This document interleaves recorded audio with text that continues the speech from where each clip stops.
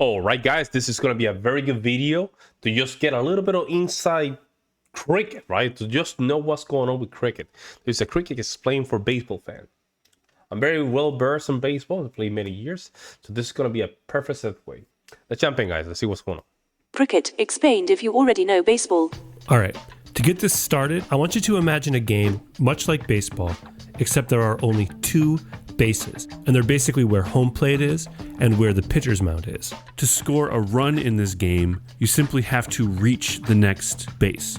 So if you put the ball in play and you make it to the pitcher's mound, that's a run. And then if you're able to make it back to home plate, then you score 2 runs on that play. This game is played in the middle of an oval, so there's no foul area. You can hit the ball behind you, you can hit it to the side or whatever. And in this game, the pitchers are allowed to bounce the ball. If you can picture this game in your mind, you are 75% of the way to understanding cricket. The rest of it is details. Before we get started, I just want to say that I'm going to be explaining this like I would to a friend of mine who knows baseball and wants to know about cricket. I'm probably going to be switching between baseball and cricket terminology a little bit more freely than maybe somebody who's a hardcore cricket fan might be comfortable with. Feel free to correct me in the comments, but what might be more fun is if you made a companion video that explains baseball in reverse. All right, let's get started. Basic gameplay. So cricket is a game played between 2 teams of 11 players. When a team is fielding, all 11 of its players are on the field at the same time. 9 players are out in the field at the various positions, and then there's 1 bowler, who is basically the pitcher, and 1 wicketkeeper, who is basically the catcher. Okay. And then the team that is batting has 2 players at bat at any given time. These batters stand at opposite ends of the pitch, which is a narrow rectangle that's in the middle of the oval that is the cricket field. At the ends of the pitch are 2 wickets, which are these little structures that have 3 stumps and 2 bails. The stumps are the 3 pieces of wood that are in the ground, and the bails are these 2 little pieces of wood that rest on top of the stumps. Okay. A play begins when the bowler, which is basically the pitcher, bowls the ball to the batter. The bowler is ultimately trying to break the wicket, which would get the batter out. And more on that later. Trying to break the wicket. Oh, man, that was nasty. Which would get the batter out, and more on that later. The batter is trying to protect the wicket and put the ball in play. If the ball is put in play, and the batter and the teammate are able to switch places, so basically assume the other one's position, the team has scored a run. And if they can do that again, then they score 2, and if they can do that again, they score 3, etc. There are no strikes in cricket. The batter can just choose not to swing if they don't want to. And there's no penalty for hitting a batter with a legally thrown ball. Batters are expected to protect the wicket and not let themselves get hit. In fact, as we'll see in a little bit, there are actually situations where a batter can be called out if they allow themselves to be hit with the ball. There is the equivalent of a ball in cricket. It's called a wide. And if the umpire has determined that the bowler has bowled the ball wide, 1 run is awarded to the batting team. There's also something in cricket called a no ball, which is when the umpire has determined that the ball has been delivered illegally. And there's a couple dozen different reasons why an umpire might call a no ball. If the umpire calls a no ball, just like a wide, 1 run is awarded to the batting team. In cricket, over the line. The batters stay on the field until they are out. So they continue to bat and score runs until they are put out. This means that, just like in baseball, a batter can be out with 1 single swing of the bat, or they can stay at bat, I guess forever. But it's common for a batter to score between like 20 and 50 runs in an at-bat, and it's not unheard of for a batter to hit 100. This is called a century, and it's very fun. Oh, okay. The boundary. Along the perimeter of the cricket field is the boundary. This can be a rope or a little cushion type thing, or it could be a short fence or a wall. When a ball is put in play and it reaches or goes past the boundary, that is called a boundary. A ball that rolls and hits or passes the boundary or bounces over the boundary like a ground rule double is worth 4 runs for the batting. Oh, that makes sense why a lot of these runs, they just why they start stacking up some runs. Okay, that makes sense. Team. A ball that is hit over the boundary, so basically like a home run, is worth 6 runs for the batting That's team. a home run, right? 6. Bouts. There are several ways that a batter or runner can get put out in cricket, and they boil down to 2 basic categories. A batter can be caught out, which is just like baseball. They hit a ball in the air and a fielder catches it. Or they can be out if the fielding team knocks the bails off the stumps of the wicket when you are in a position Wow, that's where that can put impressive. you That's out. very crazy, man. There's a few different ways this could happen. You could be run out. This is where you are trying to score a run, but they knock the ball into the wicket before you reach the crease that defines the place where you are safe. By the way, So basically, it's just the batter. They need to protect that the sticks. That's what it is. the bat is part of your body Wow. when determining whether or not you are safe. You can be bowled out. Ooh. And these are very exciting. That dude is I saw a Determining picture. whether or not you are safe. You can be bowled out. Wow. And these are very exciting. This is where the bowler sends the ball to you and the ball bounces past you and knocks the bails off the stumps. A batter can also be put out by the wicketkeeper if the batter moves past this line here called the popping crease, and the wicketkeeper gains possession of the ball and knocks the bails off the stumps. Wow. This is called being stumped out. A batter can also be called out if they allow the ball to hit them and the umpire determines that the ball would have knocked the bails off the stumps if the batter had not interfered with their body. This is called a leg before wicket. So those are the most common ways that you will see a batter or runner get put out by the fielding team. There are several other much less common ways for a batter to get out, and we will not be getting into them here. One major difference between baseball and cricket is in cricket, if the fielding team thinks that they have gotten a batter or runner out, they first have to appeal to the umpire who will confirm whether or not the batter or runner is out. So if a batter or runner would be out, but no one on the fielding team notices it, then play just continues and the umpire will not just call them out. When a player is put out, the bowling and fielding team is said to have taken the wicket and the batting and running team is said to have lost. And also you can protect it, right, too? He's trying to protect the wicket with his own bat. Wicket. Overs. Each series of 6 pitches or deliveries, which are called balls, is called an over. Each over has only one bowler, and each bowler only bowls one over at a time. So after a bowler has delivered 6 balls, they take a position in the field and another player comes in to be the bowler for the next over. A bowler can field for an over and then come back to bowl again, but a bowler may not bowl 2 consecutive overs. If you're comparing this all to baseball, overs are similar to individual at-bats in terms of the flow of the game, right? It's like one series of deliveries that everyone's watching, and then there's a brief pause while a new player comes on, and then there's a next set of deliveries that everyone's watching. The difference, of course, is that it's the bowlers, the pitchers that are coming in and out, and not the batters. So it's the pitchers that come in and out. Beyond everything that has been explained so far, the majority of the details of the game that you watch will depend on the format of cricket that you're watching. There are 2 basic formats of the game of cricket. There's first class cricket and there's limited overs cricket.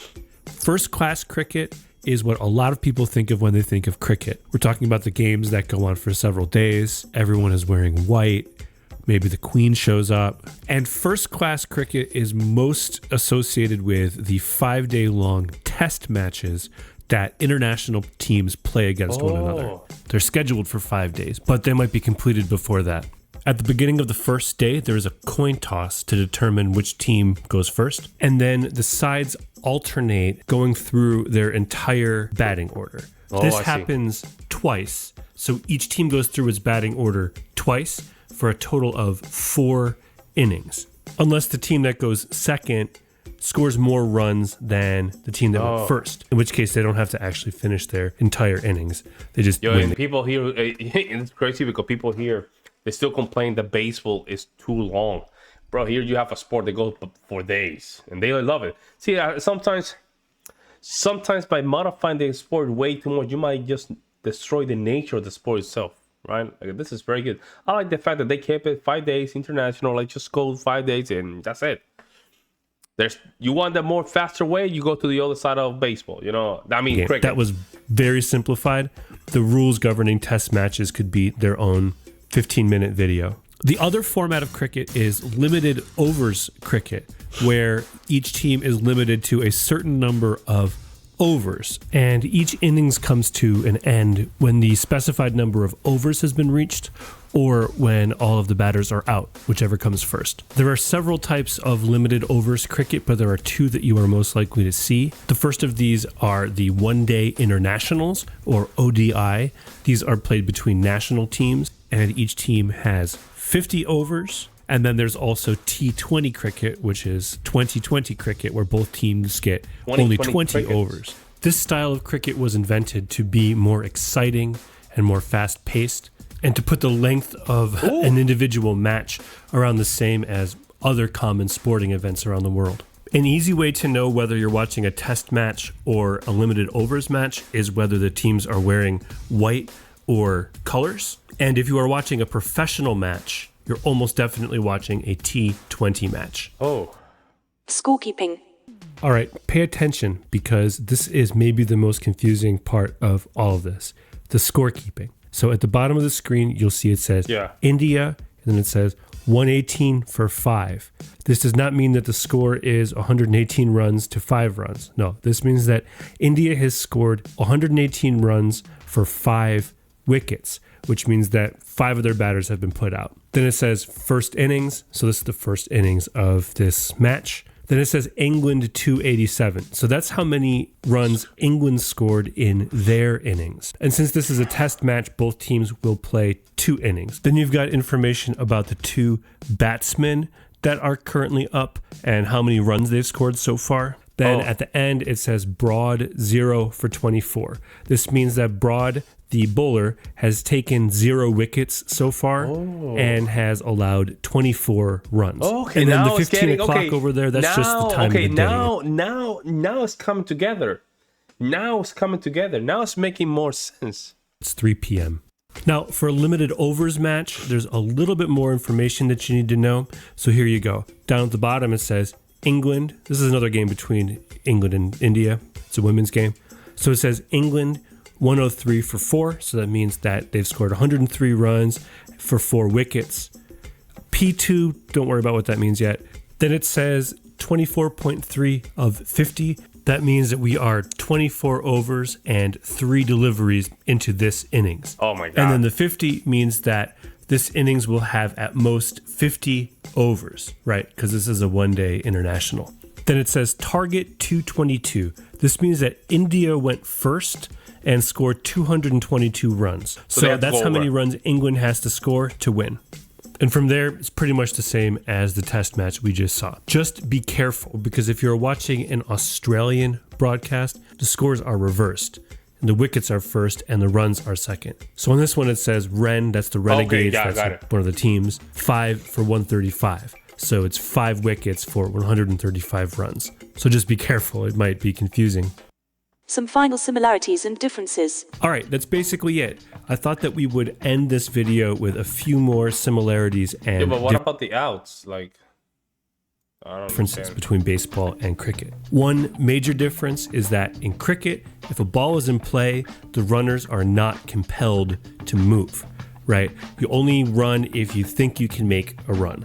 One similarity is that every cricket ground has different dimensions and a different shape. And much like in baseball, this means that certain cricket grounds are more favorable or less favorable to different play styles. Another difference is that in cricket, the positions refer to places on the field and not necessarily the individual fielders. So if baseball had a similar thing, like you would not be the shortstop for your team, you would just be a fielder who would be playing shortstop position. And then if your team was in a shift or whatever, maybe you would be said that you were in the second base position. Or maybe for one batter, you would be in the shallow mid outfield position, right? Another similarity is that in cricket, players on field and off the field behavior is governed by an old-fashioned sense of propriety that's not unlike the unwritten rules in baseball. And the final difference that's probably become clear to you as you watch this video is that cricket is a much more international game than baseball. Oh yeah, 100%. We still behind. I mean, when it comes down to baseball. Well, South America, Central America, yeah, they probably play baseball in Japan.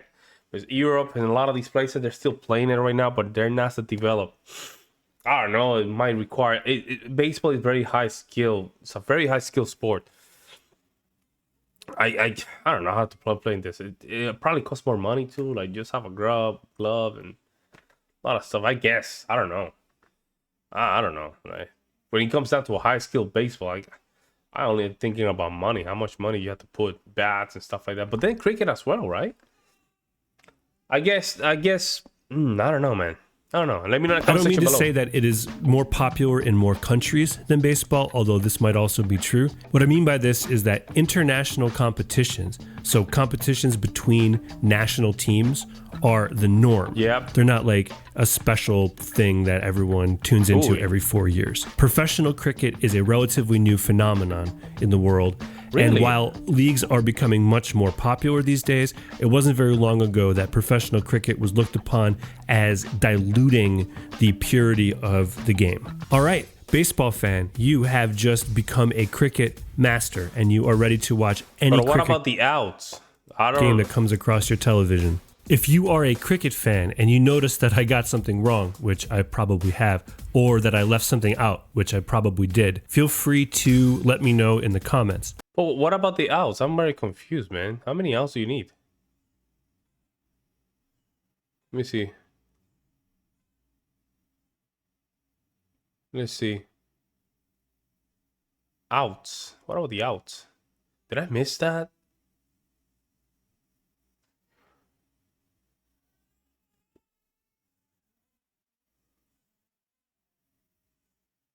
Let me see. I don't know, man. It's a lot of people here talking about that, but I don't know, man. I think when it comes down to this, it's an interesting sport. Now I'm digging it. I'm digging it a little bit. So let me see how many outs do you need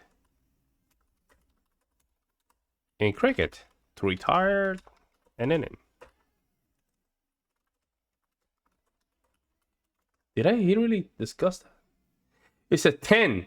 Okay, in cricket, a team's inning ends when 10 of their 11 batsmen are dismissed or out. So you need to, so basically 10. Okay, that was a good. Well, there you have it. Good explanation overall. Now I understand. I'm ready to watch the cricket game. Just understand what's going on. Now I can watch the game and understand it. Let me know in the comment section below you guys thought this was a very good explanation. I would love to hear. In the meantime, guys, I will see you in the next one.